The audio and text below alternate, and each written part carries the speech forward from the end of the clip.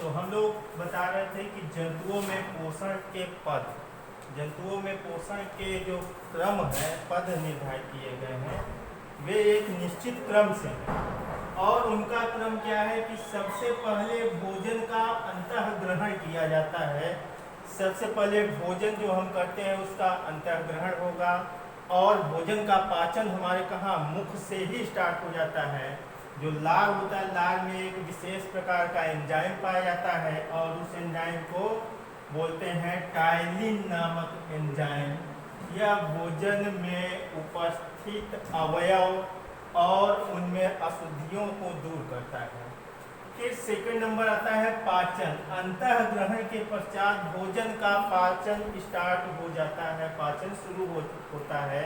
हमारी आहार नाल से इसका पाचन होता है, और लास्ट में इसका बहिक्षेपण होता है।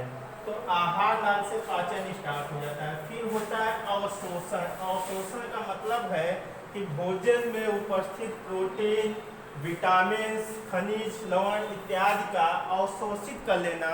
उस भोजन में उपस्थित जो पाचक एंजाइम है उनको अवशोषित कर लेना। और अवशोषण के पश्चात आता है स्वांगीकरण। स्वांगीकरण का मतलब होता है कि उपस्थित विटामिन, खनिज, लवण इनका सरल कार्बनिक अणुओं जटिल कार्बनिक अणुओं से सरल कार्बनिक अणुओं में विखंडन, ये कहलाता है स्वांगीकरण। और लास्ट में आता है बहिक्षेपण। जो रॉ मटेरियल्स होते हैं, जो वेस्ट मटेरियल्स होते हैं, उनका बहिक्षेपण हो जाता है, शरीर से बाहर निकल जाता है। तो जंतुओं में पोषण के कितने पद हैं? 1, 2, 3, 4 और 5 पद, जिसमें पहला पद है अंतःग्रहण। अंतःग्रहण मतलब भोजन जो ग्रहण करते हैं। फिर आता है पाचन, उस भोजन का पाचन स्टार्ट होता है। अवशोषण, अवशोषण का मतलब जो विटामिन होते हैं, खनिज लवण होते हैं, प्रोटीन होते हैं, उस भोजन से अवशोषित होते हैं। और स्वांगीकरण, स्वांगीकरण का मतलब जटिल अणुओं का सरल कार्बनिक अणुओं में विखंडन। और लास्ट में हमारा आता है बहिक्षेपण, मतलब जो रॉ मटेरियल्स हैं, जो वेस्ट मटेरियल्स हैं, उनका शरीर से बाहर निकलना। इसके बाद आहार नाल के विभिन्न भाग, कौन कौन से भाग आहार नाल में पाए जाते हैं, उनमें पाचक रस कौन कौन से होते हैं, उनमें कौन कौन से एंजाइम होते हैं तथा उन एंजाइम का कार्य क्या है, इसकी एक डिस्क्रिप्शन है। इसको हम लोग देख लेते हैं। जैसे पहला क्या है, मुख गुहा। अब मुख गुहा में पाचक ग्रंथि कौन सी होगी? लार ग्रंथि होगी, क्योंकि मुख गुहा में ही लार ग्रंथि किस एंजाइम का, अभी हमने बताया टाइलिन नामक एंजाइम का श्रवण करती है। तो मुख गुहा में कौन सी ग्रंथि पाई जाएगी? लार ग्रंथि। और पाचक रस क्या होंगे? लार रस होंगे। एंजाइम कौन सा होगा? टाइलिन नामक एंजाइम होगा। और किसका पाचन करते हैं? मंड या स्टार्च का ये पाचन करते हैं। फिर अगला आता है आमाशय। और आमाशय में क्या होते हैं? जठर ग्रंथियां होती हैं। ये किस कौन से रस का श्रवण करती हैं? जठर रस निकालती हैं। और जठर रस क्या करता है? भोजन में अम्लता की मात्रा को बढ़ाता है। कहने का मतलब अगर हमने जो भोजन ग्रहण किया उसमें क्षारकता ज़्यादा है, तो उस क्षारकता को ये विखंडित करके अम्लता में तब्दील करेगा, और अम्लीय माध्यम में ही भोजन का पाचन हो पाता है। कभी भी क्षारीय माध्यम में पाचन नहीं होता। तो जठर रस क्या करता है? भोजन की अम्लता को बढ़ाने का कार्य करता है। और इसमें एंजाइम कौन कौन से होते हैं? इसमें पेप्सिन, रेनिन और लाइपेज एंजाइम पाया जाता है। याद रखिए, तीन ही एंजाइम इसमें होते हैं, पेप्सिन, रेनिन और लाइपेज। और यह पाचन किसका करता है? पाचन करता है प्रोटीन का। पेप्सिन करेगा प्रोटीन का पाचन, रेनिन करेगा दूध का पाचन, और लाइपेज करेगा वसा का पाचन। तो तीनों एंजाइम तीन अलग अलग खाद्य पदार्थों का पाचन करते हैं। पेप्सिन प्रोटीन का पाचन करता है, रेनिन दूध का पाचन करता है, और लाइपेज जो है वसा का पाचन करता है। आप लोगों को बता दें कि जो छोटे बच्चे होते हैं, दूध पीने के बाद उल्टी कर देते हैं, या उनके मुंह से सफेद झाग दिखाई देता है, तो वो क्या होता है? उनमें रेनिन की मात्रा ज़्यादा पाई जाती है, इसलिए उनमें पाचन बहुत तेजी से होता है दूध का। हालांकि हमारे अंदर भी होती है, लेकिन उतनी मात्रा नहीं होती जितना छोटे बच्चों में होती है। तो आप लोग ध्यान से देखिएगा कि पेप्सिन का पाचन कौन? प्रोटीन कर रहा है। रेनिन किसमें पच रहा है? दूध में। और वसा का पाचन कौन कर रहा है? लाइपेज कर रहा है। और इसमें पाचक रस कौन कौन से होंगे, जठर रस होंगे, और ग्रंथियां होंगी जठर ग्रंथियां। पाई कहाँ जाएंगी, आहार नाल के किस भाग में, आमाशय में पाई जाएंगी। फिर अगला आता है डिओडिनम ग्रहणी, और ग्रहणी के दो भाग होते हैं, अपर और लोअर। तो अपर में क्या होती है, यकृत होती है, लीवर होता है, जहाँ पे पित्त रस नामक पाचक रस श्रावण होता है, पित्त रस निकलता है जो पित्ताशय को मेंटेन करता है, पित्ताशय में अम्लता और क्षारकता के माध्यम को निर्धारित करने का कार्य करता है। और इसमें एंजाइम नहीं होता, लेकिन इसमें पाचन जो होता है उसमें वसा का पाचन होता है। तो ध्यान दीजिएगा कि डिओडिनम जो होती है ये अपर भाग है, और अपर भाग में यकृत, लीवर, और लीवर में पित्त रस निकलता है, पित्त रस में पित्ताशय मतलब पित्ताशय में बनता है, और यह पित्ताशय की अम्लता और क्षारकता को निर्धारित करता है, और पाचन किसका करता है, वसा का पाचन करता है। चौथा आता है ग्रहणी, ये अपर भाग था, ये इसका लोअर भाग है। ये होता है, इसमें जो पाचक ग्रंथियां होती हैं अग्नाशय में होती हैं, और कौन से रस का श्रवण करती है, अग्नाशयी रस का।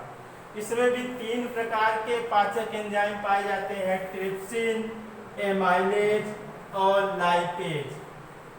तो पाचन किसका करते हैं, प्रोटीन और मंड के अवयव का पाचन करते हैं। जो इसमें ट्रिप्सिन और एमाइलेज है, ये दोनों कंबाइंड रूप से प्रोटीन का पाचन करेंगे। लाइपेज जो है वो स्टार्च के अवयव का पाचन करेगा, स्टार्च के सरल अणुओं का पाचन करेगा। फिर पांचवा आता है हमारी स्मॉल इंटेस्टाइन। नाम तो स्मॉल इंटेस्टाइन है, लेकिन यह लार्ज से बड़ी होती है।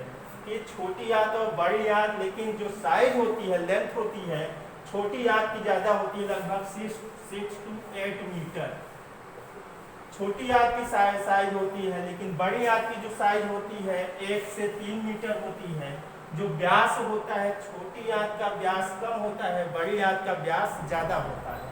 तो स्मॉल इंटेस्टाइन क्या है, लार्ज पार्ट ऑफ बॉडी, यह हमारे शरीर का सबसे बड़ा भाग होता है। और इसमें ग्रंथियां कौन कौन सी पाई जाती हैं, आंत्र ग्रंथियां पाई जाती हैं, पाचक रस इससे आंत्र रस निकलते हैं।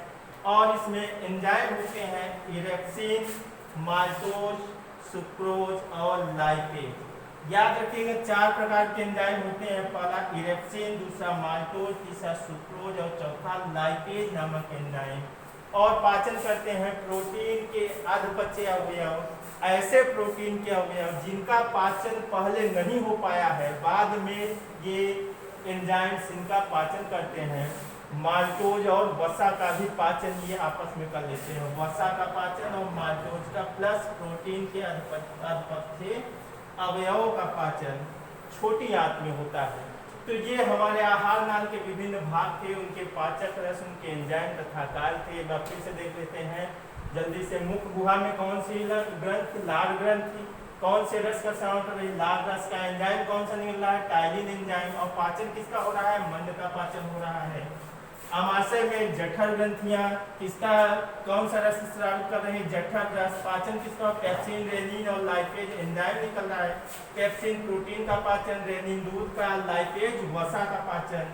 ग्रहणी डिओडिनम है, अपर भाग यकृत, यकृत में पित्त रस निकल रहा है, पाचन हो रहा है वसा का। फिर लोअर भाग ग्रहणी अग्नाशय, अग्नाशयी रस, इसमें 3 प्रकार के एंजाइम, ट्रिप्सिन, एमाइलेज और लाइपेज, या ये कहें TAL। तो ये शॉर्ट फॉर्म आप लिख लीजिएगा, TAL, T से मतलब ट्रिप्सिन, A से एमाइलेज और L से लाइपेज। और प्रोटीन एवं मंड के अवयवों का पाचन कर रहे हैं। लास्ट आती है छोटी आंत, स्मॉल इंटेस्टाइन। आंत ग्रहणी होती है, आंत रस का श्रवण करती है, और एंजाइम मिलते हैं इरेप्सिन, माल्टोज, सुक्रोज और लाइपेज।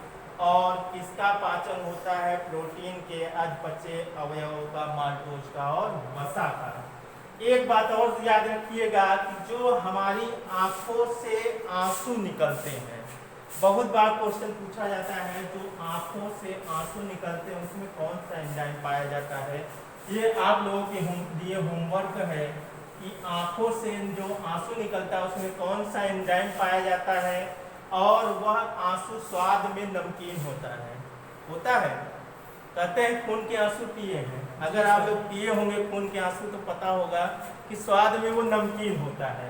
तो आप लोगों के लिए होमवर्क है कि आंसू का स्वाद जो होता है वो नमकीन क्यों होता है। आंसू का स्वाद नमकीन क्यों होता है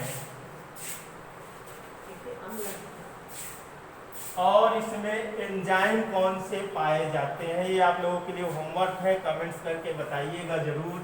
और ये हमारी आज की क्लास थी। आई होप आप लोगों को सब कुछ अच्छे से समझ में आ गया होगा। नहीं समझ में आया होगा तो प्लीज़ कमेंट्स करिएगा और साथ ही साथ हमारे यूट्यूब चैनल ट्रिकी साइंस को प्लीज़ सब्सक्राइब कर लीजिए, लाइक करिए, शेयर करिए, कमेंट्स करिए और बेल के आइकन को प्रेस करिए ऑल के बटन पे, ताकि नोटिफिकेशन आपको मिलता रहे। Thank you so much.